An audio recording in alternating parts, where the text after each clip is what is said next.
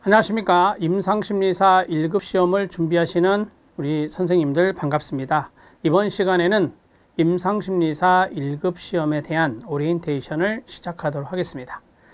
2022년도 4회차 임상심리사 1급 시험을 준비하고 있는데요. 거기에 조금이나마 도움이 되시길 바랍니다. 임상심리사 1급 시험은 기출문제 은행식입니다. 즉 많은 기출문제가 있었겠죠. 그 기출문제에서 한 50% 정도 약간 유사하게 또는 똑같이 출제하고 있다. 나머지는 좀 새로운 문제들이다. 이렇게 말할 수 있겠습니다. 어떨 때는 좀 많이 나올 때도 있고요. 어떨 때는 40% 정도밖에 안 나올 때도 있습니다. 그때 좀 다른 것 같습니다.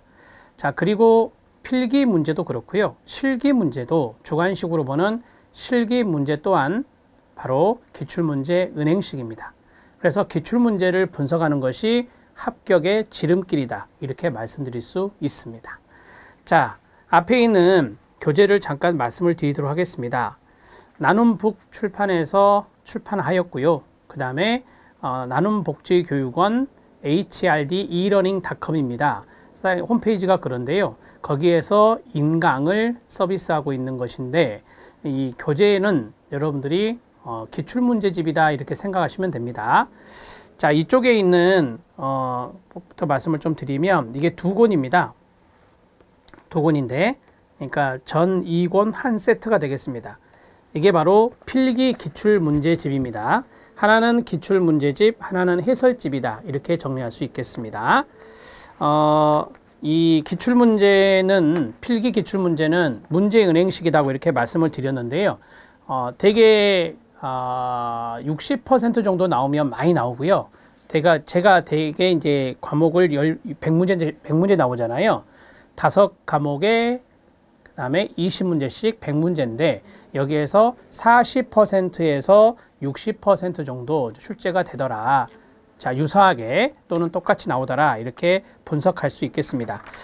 자, 그리고 이제 여기 필기 기출 문제에 대해서 좀 말씀을 드리면 6개년치를 정리했습니다. 그래서 2016년부터서 2021년도까지 6개년의 문제를 정리했다. 이렇게 생각하시면 되겠습니다. 자, 그리고 이 필기 기출 문제에 그 앞에 보면 인포메이션이 있는데 이건 좀 이따가 제가 말씀을 드리도록 하고요. 우선 기출 문제의 이제 구성 이런 것들이 좀 여러분들이 궁금할 수 있을 것 같아서 제가 이제 필기 기출 문제에 대한 내용들을 좀 잘 말씀을 드리려고 합니다. 여러분들이 이제 필기 기출 문제의 반복적인 부분도 중요하지만 이런 것이 있을 수 있어요.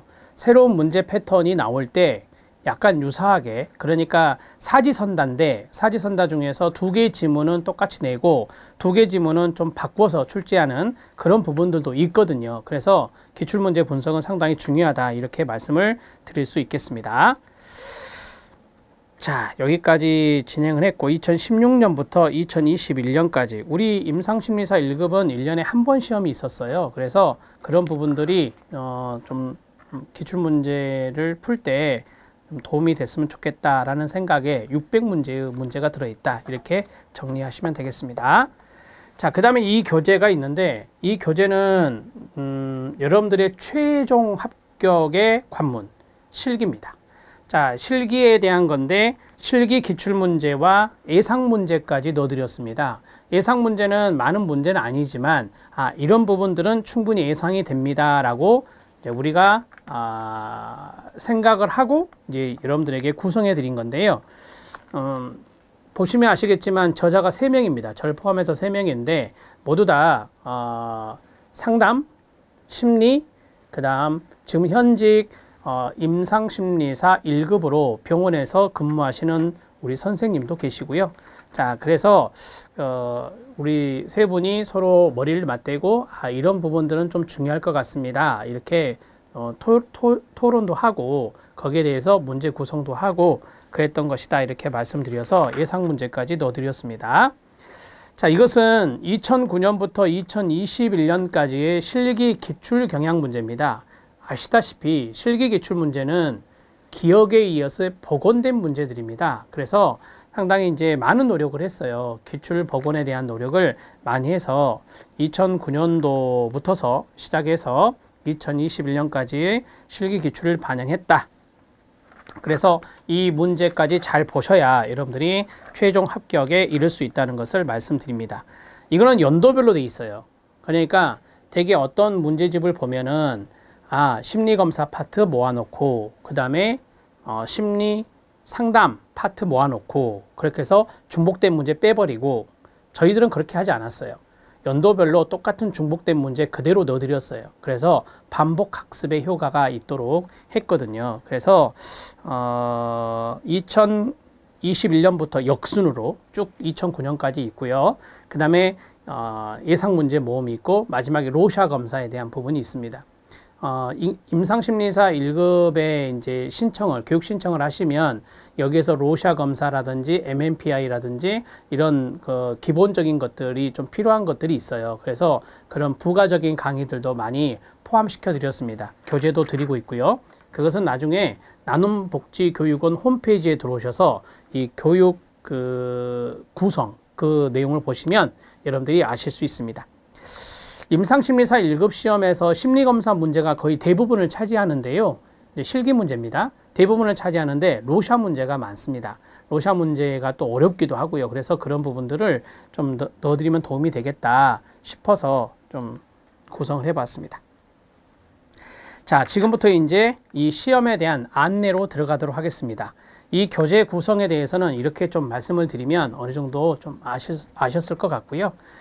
자세한 것은 여러분들이 이제 온라인 서점에 들어가 S24나 교보나 여러 온라인 서점에 들어가면 이 교재에 대한 설명이 돼 있어요. 그래서 이 교재에 대한 설명들은 그때 보시면 될 것 같습니다. 자, 우리 교재 앞에 보면요, 시험 정보가 나와 있습니다. 그 시험 정보, 인포메이션을 좀 중점적으로 해서 말씀을 좀 드리겠습니다. 올해부터서 달라진 부분이 있기 때문에 잘 들어주셔야 될 것 같습니다. 우리 임상심리사 1급 관련 부처는 보건복지부인데요. 이게 보건의료서비스의 산업기사거든요. 그래서 임상심리사 1급은 국가기술 자격이다 이렇게 생각하시면 되겠습니다. 자, 시행처는 한국산업인력공단이고요. 아시죠, 여러분? 자, 응시 자격이 있습니다. 그냥 막 시험 보는 거 아니에요. 1급은 응시 자격이 조금 엄격하니까 잘 보세요. 임상심리와 관련해서 2년 이상 실습 수련을 받아서 심리학 분야에서 석사학위 이상의 학위를 취득받았거나 또는 임상심리와 관련해서 4년 이상 실무에 종사한 사람으로서 심리학 분야에서 석사학위 이상의 학위를 취득한 분이나 취득 예정자, 이런 분들이 여기에 해당된다라고 보시면 되겠습니다. 또 있습니다. 자, 임상심리사 1급 아래 2급이 있거든요. 그래서 2급 자격 취득 후에 임상심리와 관련해서 5년 이상의 실무 종사자라면 1급이 응시 가능합니다. 그러니까 실습 수련의 기간이 필요하고요. 그 다음에 실무 종사의 경력이 필요하다. 이런 것들을 좀 말씀을 드립니다. 꼭 알아두시고요. 여러분들이 준비하는데 응시 자격은 상당히 중요합니다. 자, 응시 자격과 관련돼서는 산업인력공단 전문 기술 자격이에요. 국가기술 자격 팀이 따로 있거든요. 거기에 여러분들이 문의하시면 자세하게 알려주실 겁니다. 그리고 서류도 들어갑니다.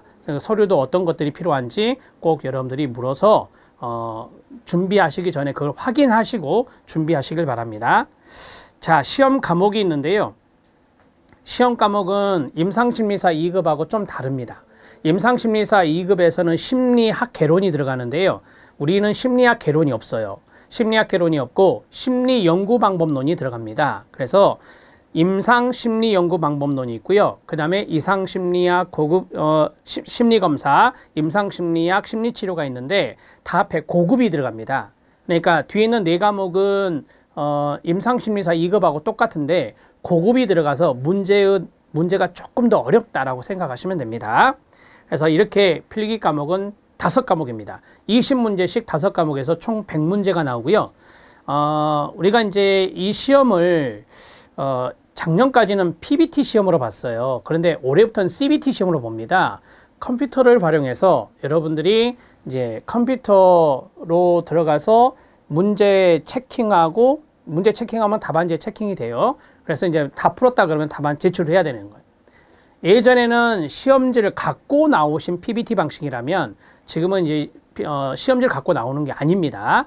그래서 150분이 제한 시간이라고 돼 있어요. 예전에 PBT 시험은. 그런데 이번에 시행공고 2022년 시행공고를 보니까 어떻게 돼 있냐면 제한 시간이라고 돼 있어요. 제한 시간. 그래서 이 제한 시간은 이제 그때 시험장에서 이제 알려주겠죠.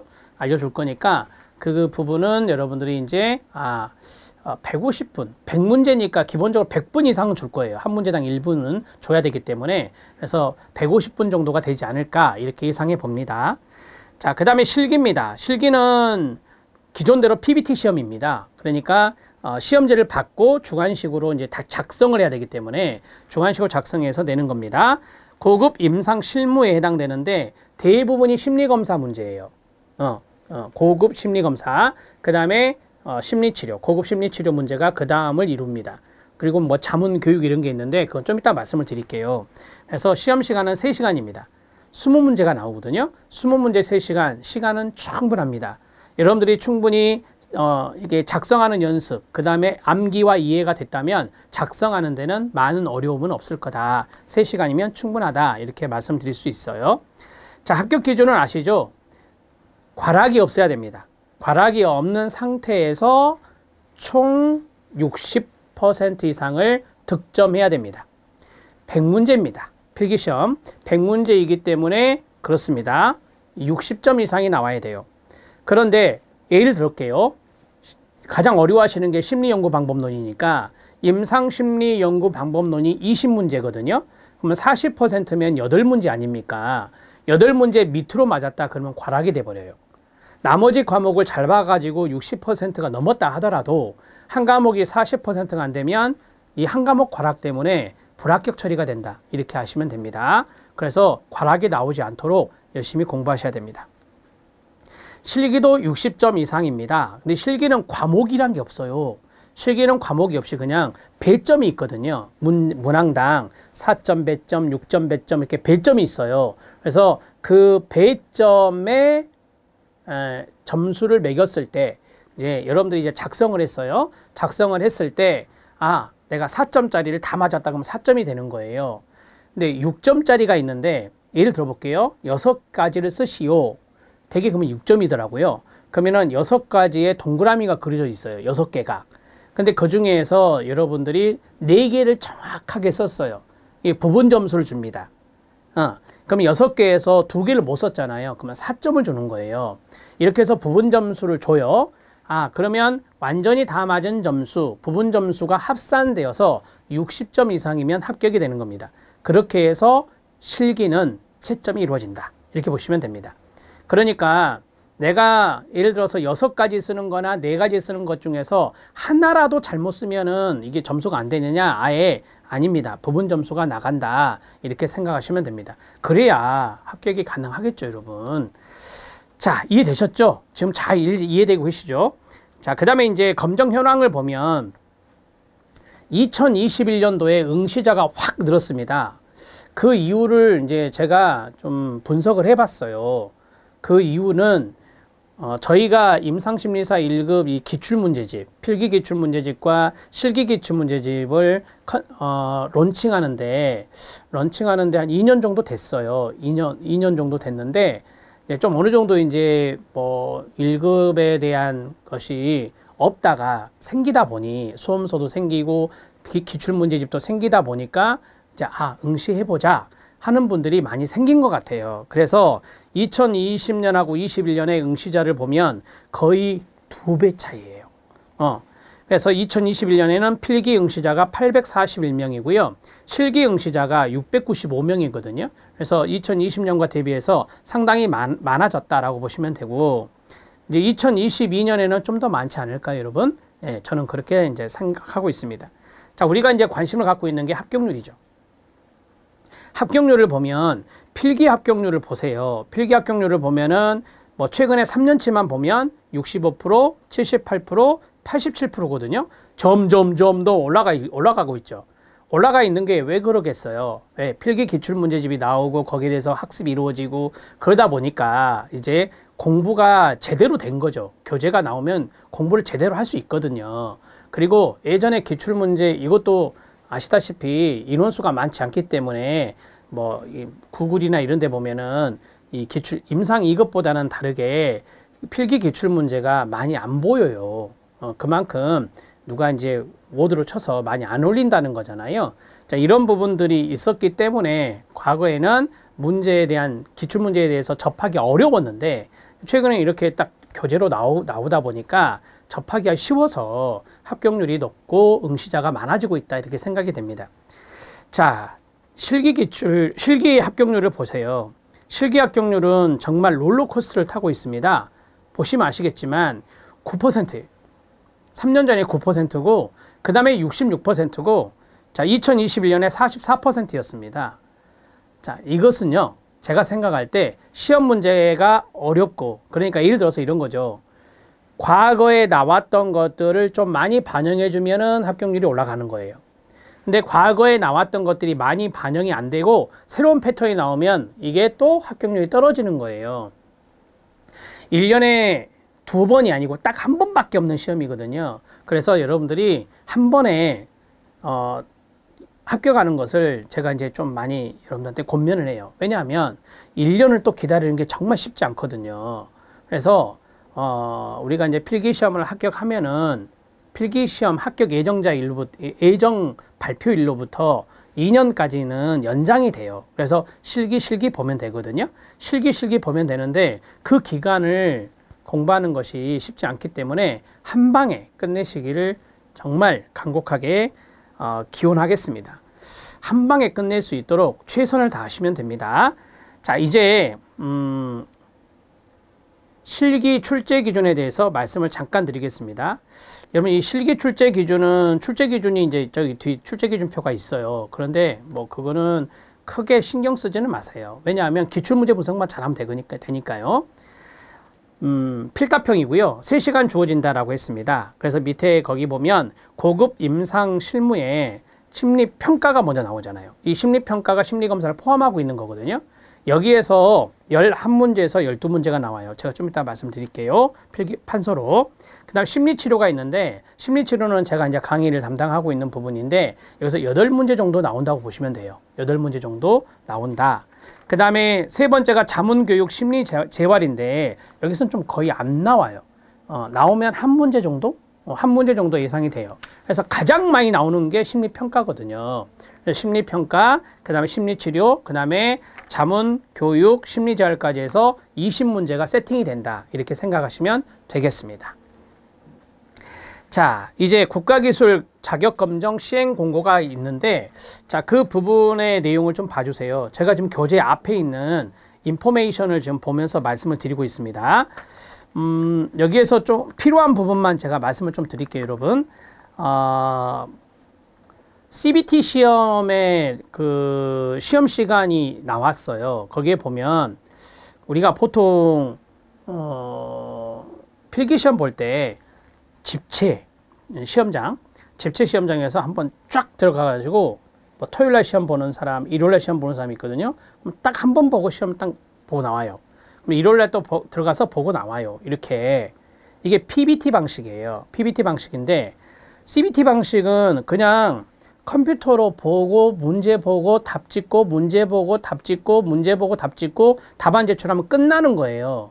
그렇다 보니까 1부, 2부, 3부, 4부, 5부, 6부에서 쭈르륵 나와 있어요. 이거는 이제 아마 접수를 할 때 이 시간대는 아마 접수를 할 거예요.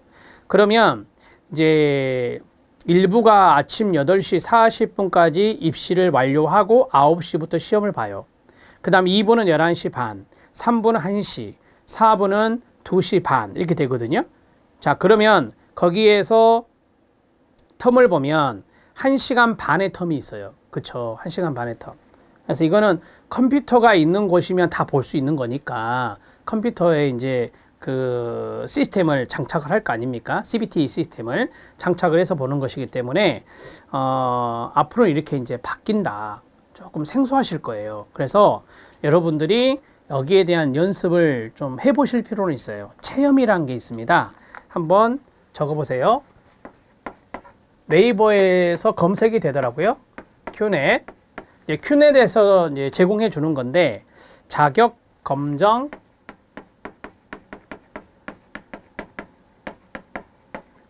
CBT 웹 체험 서비스. 이게 딱 뜹니다. 그래서 문제풀이 연습도 할 수 있어요. 이걸 딱 한 번만 해보시면 됩니다. 아, 이런 식으로 한다고 하는 거예요. 그런데 우리들이 시험을 볼 때, 저도 시험을 많이 봐봤지만 지필로 보면 이렇게 볼펜으로 쭉 그어가면서 이거 틀렸고 이거 틀렸고 그 다음에 이런 식으로 이제 시험 보는 맛이랄까요? 그게 있잖아요. 근데 이거는 컴퓨터로 보는 거기 때문에 저도 이제 학점은행제로 평생교육사를 받은 적이 있어요. 그러면 학점은행제에서 중간고사, 기말고사 이런 거 보거든요. 그 시스템하고 똑같더라고요. 그래서 문제를 딱딱딱딱 보고 찍고 다 이제 제한 시간 안에, 제한 시간이 거꾸로 가요. 그럼 제한 시간 안에 답안 제출해야 돼요. 그렇게 하면 시험이 끝나는 거죠. 그렇게 하면 그런 시스템으로 가는 거예요. 자, 그러면 문제지를 갖고 올 수 있을까요? 없죠. 문제지가 어디 있어요. 그냥 컴퓨터에서 끝나는 거죠. 그래서 앞으로는 기출문제를 구하기가 어려워요. 필기 기출문제 구하기가 어려워요.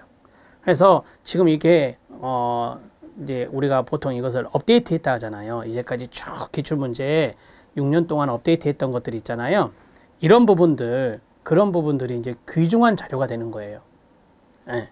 그래서 앞으로는 이제 좀 제 향후 계획이지만 필기 기출 문제 같은 경우는 아까 제가 5개년치, 6개년치 했다고 했잖아요. 6개년치.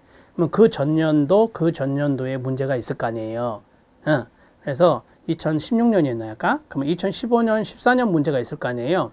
그것을 구해서 또 우리가 작업을 해야 돼요. 왜? 거기에 있는 문제가 또 출제될 수 있으니까. 앞으로의 필기 기출 문제는 공개가 안 돼요. 거기 나와요. 비공개로 한다고. 그래서 개인별로 문제가 다 상이할 수 있어서요. 비공개로 한다 이렇게 돼 있어요. CBT 시험 문제는 문제은행에서 개인별로 상이하게 문제가 출제되므로 비공개로 한다. 이렇게 딱 못을 박았어요. 필기시험 면제 기간은 이것은 무슨 말이냐면 내가 필기시험을 합격하고 실기시험을 떨어지면 필기시험을 면제받거든요. 자, 면제 기간은 회별 필기시험 합격자 발표를 기준으로 산정을 한다. 앞에서 말씀드렸다시피 자, 이렇게 정리하고요. 시험 회별 응시 기회는 종목당 1회로 합니다. 그러니까 예를 들어서 내가 이번 2022년 이 회에 응시 한번 했어요. 근데 보시면 아시겠지만 CBT 시험이 1부, 2부, 3부, 4부 쭉 있잖아요. 그러면 내가 오전에 떨어졌다. 그러면 또 오후에 본다? 그렇게 못 보고 딱 한 번만 보는 거죠. 네, 그렇게 해서 정리하면 된다. 이렇게 정리하세요. 생각하시면 됩니다. 자, 되셨죠? 오케이. CBT 시험은 이 정도만 아시면 되고 여기서 한번 연습해 보시면 돼요. 뭐 생각보다 단순합니다. 근데 이제 앞으로는 기출문제를 구하기가 쉽지 않기 때문에 거의 못 구할 거예요. 거의 어렵다고 보시면 됩니다. 그래서 우리가 보통 그 스크린 모니터 화면을 보면요. 문제를 보고 나는 것은 더 어려워요. 정말 어려워요. 바로바로 넘어가기 때문에 한 문제하고 체킹하고 그 다음 문제가 뜨거든요. 체킹하면 그 다음 문제가 뜨거든요. 그 다음 문제가 뜨거든요. 그러니까 문제 보고 날 수가 없어요. 그건 가능하지 않아요. 그래서 역대 기출 문제를 더 많이 복원해 내는 것이 훨씬 더 이제 앞으로 시험 공부할 때 도움이 될 것이다. 우선은 여러분들이 2022년을 시험 준비하고 있기 때문에 나눔복지교육원에서 제공하는 이것이 가장 기본적인 데이터베이스가 될 거예요. 이 데이터베이스를 가지고 정리하시면 돼요. 자, 되셨죠? 제가 이제 중요한 부분들은 많이 말씀을 드렸어요. 시험 일정에 대해서 좀 말씀을 드리면 시험 일정은 우리가 4회거든요. 4회.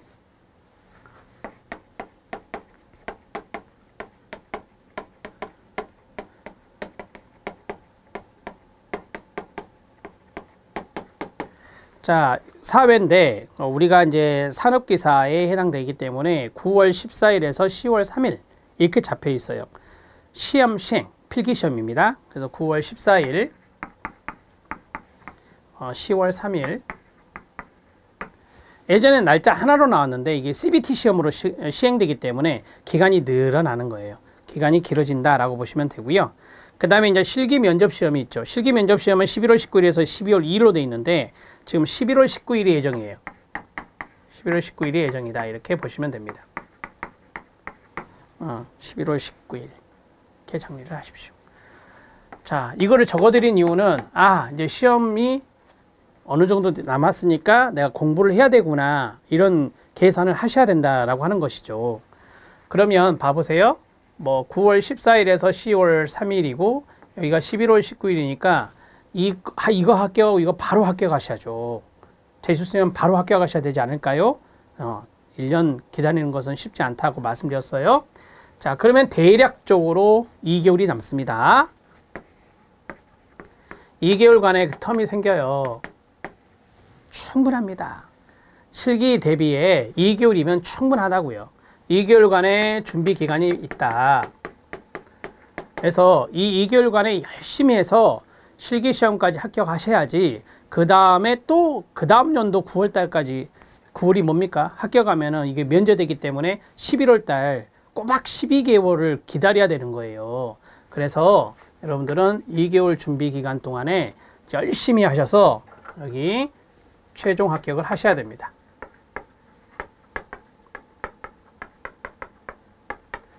자, 최종 합격은 12월 30일 되게 연말에 나오더라고요. 최종 합격자 발표가 연말에 나오니까 1차 시험, 2차 시험 이렇게 있는데 모르겠어요. 이제 사회에 우리 시험이 이제 1차, 2차로 나누어질 수 있겠죠. 그런데 지금 제가 본 데이터에는 11월 19일로 돼 있거든요. 11월 19일 날 실기시험으로 돼 있다. 그러면 우리가 보통 1차라고 봐야 되고요. 그래서 12월 중순 정도, 16일 정도는 합격자가 발표되지 않을까, 최종 합격자가 발표되지 않을까 이렇게 생각됩니다. 자, 첫 번째는 CBT 연습을 해보셔야 된다. CBT 웹 체험을 꼭 해보시길 말씀드리고요. 생각보다 단순하니까 어렵게 생각하지 마세요. 시험 일정은 이렇게 되어 있습니다. 자, 이제 중요한 이야기를 해야죠. 이제 여기에 대한 기본적인 것들은 다 말씀을 드렸어요. 합격 전략.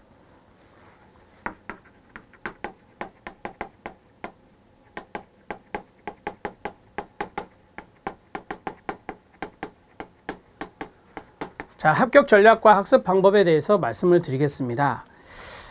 우리가 이제 필기시험부터 이제 합격을 해야 되니까, 필기시험부터 말씀을 드릴게요. 먼저 큰 틀에서는 이게 제일 중요한 것 같아요. 기출 분석입니다. 기출에 대한 철저한 분석이 필요해요.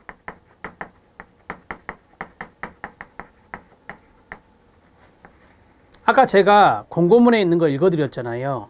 문제 은행식으로 이렇게 돼 있어요. 그 문제가 뭐겠어요? 기출문제예요. 그래서 기출문제 은행식으로 출제됩니다.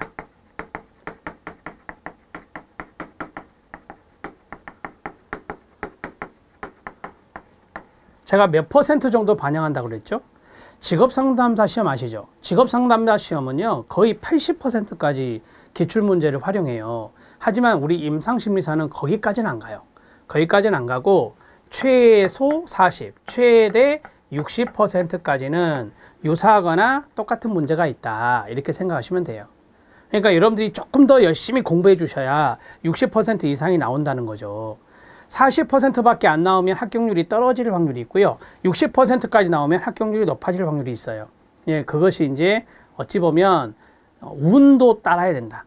내가 시험을 볼 때 40%가 반영되면 운이 없는 거고, 내가 시험 볼 때 60%까지 기출문제 은행에서 나왔다 그러면 운이 있는 거고, 운도 좀 따라줘야 된다. 그렇게 좀 말씀을 드리고 싶습니다. 운이 없더라도 열심히 공부하면 그렇습니다. 합격 가능합니다. 자, 필기에서 5과목이 있습니다. 필기에서 5과목이 있는데 가장 어려워하는 게 뭐죠? 그렇습니다. 임상심리 연구 방법론.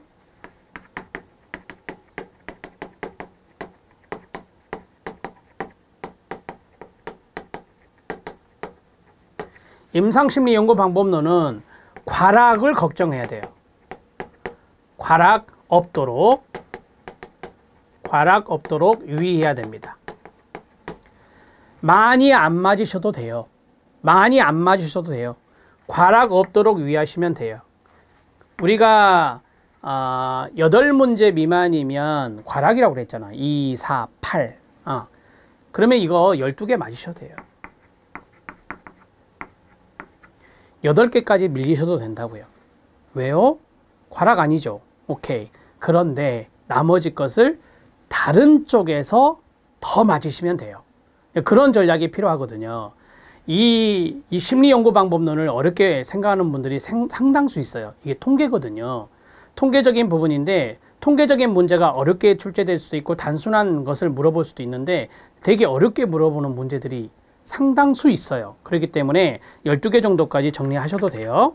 제가 말씀드린 대로 따라오시면 돼요. 그러면 걱정하지 않으셔도 됩니다. 자, 그 다음에 이제부터는 점수를 받을 수 있는 과목을 생각해야 돼요. 점수를 받을 수 있는 과목이 있어요. 그게 뭐냐면 제가 생각하는 기준은 2개예요. 임상심리학이라는 것과 심리치료라고 하는 겁니다.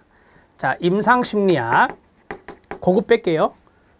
임상심리학 그 다음에 심리치료. 기출문제들을 보면 임상심리학하고 심리치료가 수월해요. 이 2가지가 점수 받기가 수월하다고요.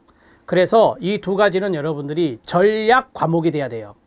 20문제에서 몇 개를 맞춰야 될까요? 전략 과목이 되려면 적어도 제 생각에는 3개의 문제 정도는 틀려도 더 이상은 안 돼요. 그래서 17개 정도 맞추셔야 돼요. 17개 정도. 2개 17개 정도. 충분히 가능해요. 공부하시다 보면. 이 2가지가 결코 어렵게 안 나오거든요. 자, 그 다음에 나머지 2과목 남았죠. 나머지 2과목은요. 조금 이제 힘든 과목이에요. 암기도 필요하고 공부할 거리도 많고 그게 바로 이상심리학. 고급 뺐어요. 자, 고급 이상심리학은 DSM-5를 기준으로 해서 출제가 되는데 DSM-5에 많은 그 질환들이 있잖아요. 그러한 것들을 우리가 다 어느 정도는 숙지를 해야 되거든요. 그리고 시험 문제 보면 여러 가지 것에서 골고루 나와요. 그래서 이상심리학은 암기가 필요하죠. 어떤 게 암기가 필요하냐면 진단 기준이 있는데 그 진단 기준의 숫자들이 있어요. 그 숫자들 뭐 연령이 나오기도 하고 또 성비가 나오기도 하고 이런 것들이 나오는데 숫자 중에 그런 것들이 또 타겟이 됩니다. 그래서 이상심리학을 좀 정리하셔야 되고요. 그 다음에 2번째가 이제 심리검사죠. 고급 심리검사, 고급 빼겠습니다. 심리검사가 있어요. 이 심리검사는 잘 들으세요. 심리검사는 여러분들이 최종 합격하는 데 있어서 이 녀석은 무조건 잡고 가야 돼요. 그래서 플러스 부가적 강의들, 부가적 제공 강의. 쉽게 말하면 나눔복지교육원에서 여러분들이 좀 더 실기시험을 잘 보시라고, 필기는 기본이고 실기시험을 잘 보시라고 로샤 검사 강의도 제공해 드리고 그 다음에 MMPI 강의도 제공해 드리고 다 이게 여기 심리검사 문제거든요. 특히 로샤 검사 거기에서 실기를 잘 봐야 되거든요. 그 배점이 좀 높기도 하거든요. 같이 보셔야 돼요. 심리검사 이 2가지를. 그런데 지금 저는 필기하고 있어요. 이 녀석은 암기가 필요하고 이 녀석은 기초적으로 물론 암기도 해야 돼요. 심리검사의 여러 가지 검사 중에 암기사항이 있잖아요. 같이 병행하면서 보시고 이것도 암기가 필요해요. 그래서 제가 로딩이 좀 심하다 그랬어요. 공부할 것이 많아요 그랬어요. 자, 이거는 12개까지 밀렸어요. 여기는 17개까지 왔어요. 그러면 여기는 예상돼요? 예상되잖아요. 몇 개까지? 자, 20개 문제 중에서 이상심리학 몇 개, 심리검사 몇 개. 심리검사를 여기다 해야 되겠네요. 심리검사 몇 개. 한번 여러분들이 100개 중에서 60%면 합격이잖아요. 그럼 60개. 다시. 총 100문제잖아요. 60개 이상이면, 정답수가 60개 이상이면 우선 합격이에요. 그러면 여기 더하면 34, 그 다음에 12, 그러면 48이 되잖아요. 나머지 12개밖에 없잖아요. 60개 이상 되려면. 그래서 제가 여기를 생각할 때 이게 결코 쉬운 과목은 아니다. 물론 나 임상심리 경력 많은 사람이거든요. 이런 분들은 이거 잘해요. 이상심리도 잘하시고 심리검사도 잘하세요. 그런 분들은 오히려 그런 분들은 임상심리학이 조금 생소할 수 있어요. 그런 개인차는 제가 조금 우선 예외로 하고 우리가 시험 공부하는 것이나 또는 기출을 분석해서 이야기 말씀드리는 겁니다. 저는 여기에서 13개까지 맞아도 돼요. 14개까지 할까요? 14개까지. 14개. 6개까지 그냥 밀리는 거죠. 그러면 28개 아닙니까? 28개. 그러면 76이죠. 평균 76점 맞은 거예요. 합격이죠. 물론 우수한 점수로 맞으면 좋죠.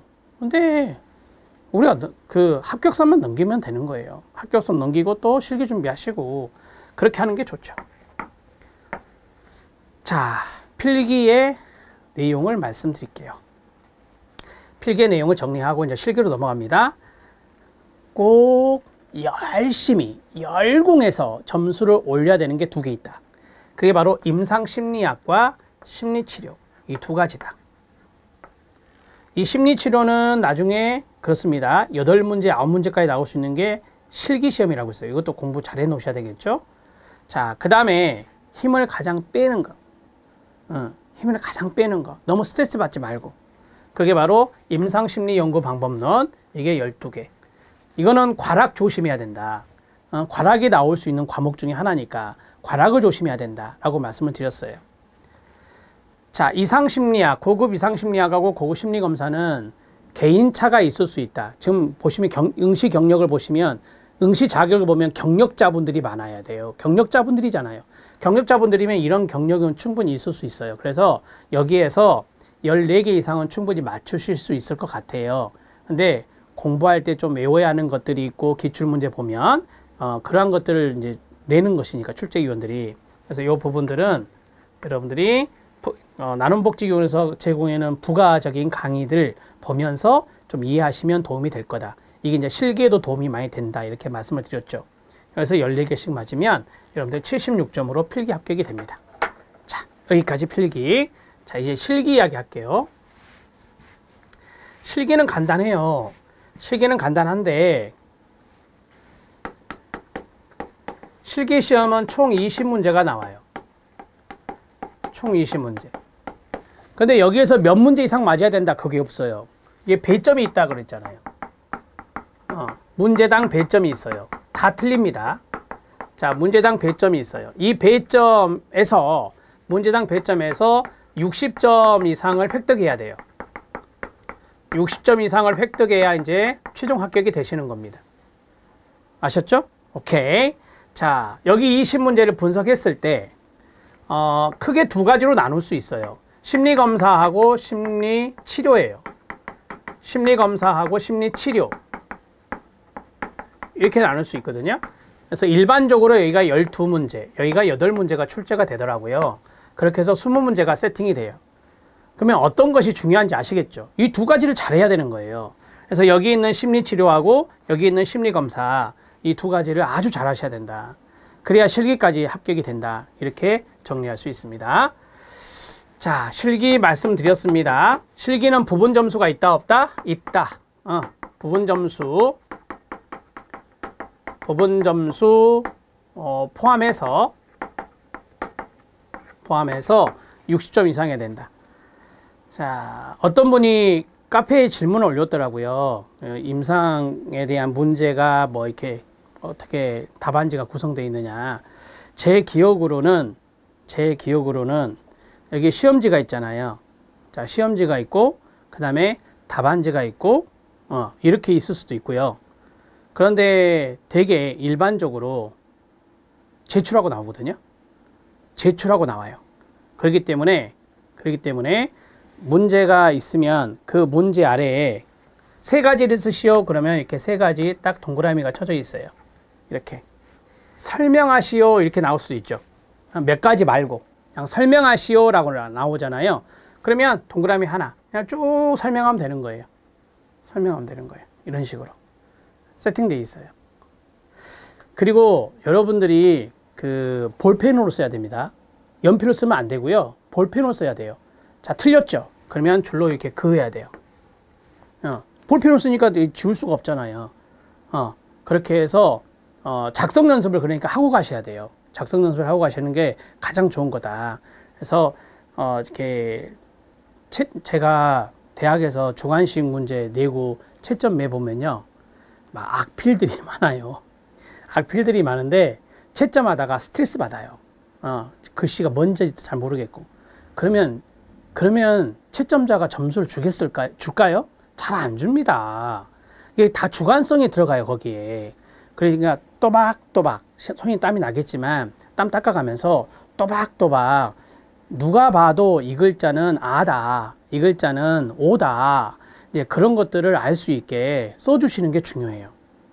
그게 이제 답안지를 채점하는 채점자가 딱 답안지를 받았을 때, 시험지 답안지를 받았을 때 첫인상이에요. 그런 것도 상당히 중요한 것 같아요. 제가 해보니까. 그래서 답안 작성 연습을 꼭 해주시고, 그 다음에 정성을 다해서 글씨를 쓰는 것도 중요하죠. 이것도 중요하다니까요. 정성을 다해서 글씨 쓰는 것도 중요하다. 답안 작성 연습을 충분히 하시고, 근데 답안 작성 연습을 하실 때 되게 어떻게 하시냐면요, 다 쓰려고 하지 마시고 큰 그림을 그리세요. 저는 그렇게 하거든요. 저는 그렇게 공부했어요. 자, 예를 들어서 세 가지를 쓰라 그랬어요. 신뢰도에 대한 부분들을 측정하는 방법이 여러 가지가 있는데 세 가지를 써라. 그러면 세 가지, 검사, 재검사법, 그 다음에 대안법, 그 다음에 반분법. 이게 큰 그림 아닙니까? 그쵸? 오케이. 큰 그림을 그렸어요. 이제 정확하게 세 개 썼잖아요. 근데 그렇게 딱 쓰고 끝나는 게 아니라 거기에 대해서 설명을 하고 나와요. 그러면, 검사, 재검사법은 뭐가 중요하지?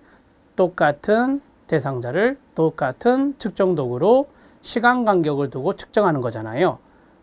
이해되셨죠? 오케이. 그러면 똑같은 대상, 똑같은 측정 도구, 시간 간격. 이게 큰 그림이에요. 이런 식의 작성 연습이 필요하다. 나머지는 시험장에서 서술하면 되는 거예요. 서술. 그런 식으로 해야지 처음부터 아예 답안을 완벽하게 작성하려고 하면은 너무 소진돼요. 힘들어요. 그렇게 하지 말고 정확하게 하는 게 중요해요.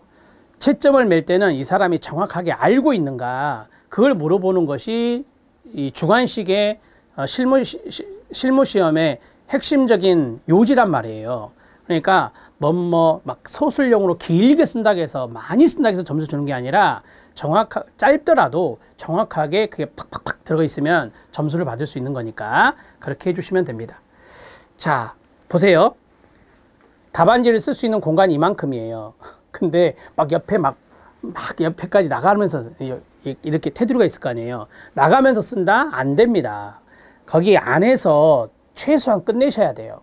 거기 안에서 정확한 여러분들이 갖고 있는 지식적인 부분들을 그 안에서 끝내주시면 되는 거지, 막 길게 쓰면은 점수 받는 거 절대 아니거든요.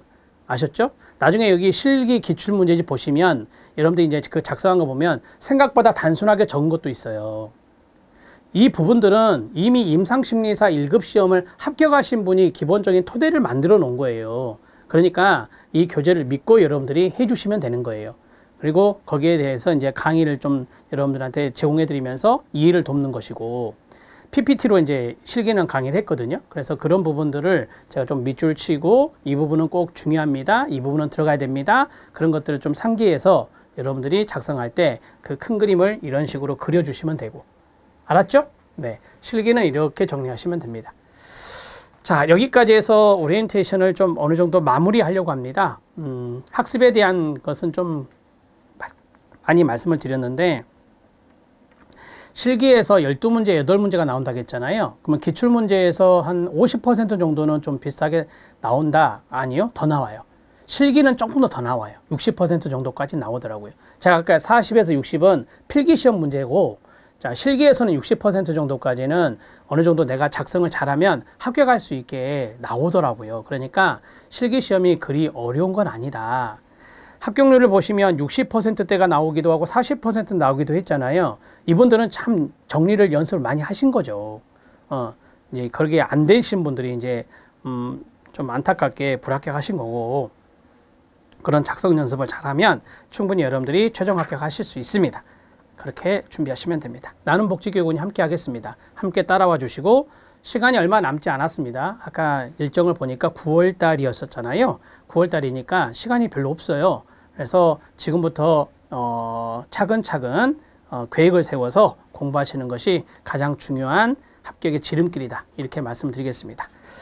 자, 또 필요한 부분이 있으면 언제든지 커뮤니티 이제 임상심리사 자격증 교육원이라는 그 커뮤니티 공간이 있잖아요. 그래서 그 커뮤니티 공간이나 나눔복지교육원 홈페이지나 여기에 여러분들이 질의해 주시면 최대한 빠른 시간 안에 정확한 답변을 해 드리도록 노력하겠습니다. 여러분들의 건강과 합격을 기원합니다. 수고하셨습니다.